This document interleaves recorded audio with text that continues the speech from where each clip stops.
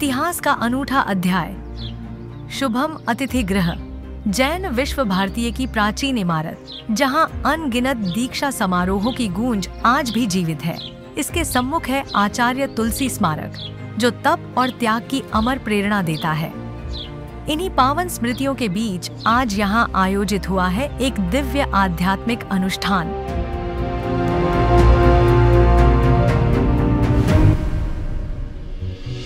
ध्यान से आनंद अपार, भीतर नया अभिनव संचार करे। स्वस्थ तन बने स्वस्थ मन, चिन्मय बनाता है।